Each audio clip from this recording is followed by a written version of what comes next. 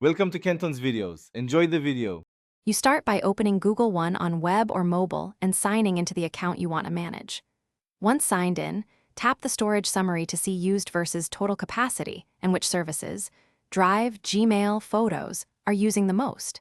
If you're on a shared plan, make sure to check who's sharing storage and their usage. This immediate view tells you whether to free up items, upgrade, or reassign backups before proceeding to detailed cleanup steps. Next, use the Storage Manager tool to identify large files, duplicates, and spam so you can remove the biggest offenders first. Once done, go into Backups and review device backups.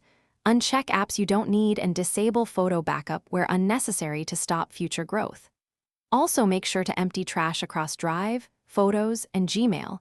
Items in trash still consume space until permanently deleted. These actions reduce usage and prevent surprise overages, while keeping needed data safe.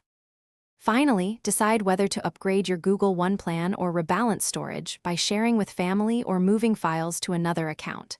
When upgrading, choose monthly or annual billing and verify payment details.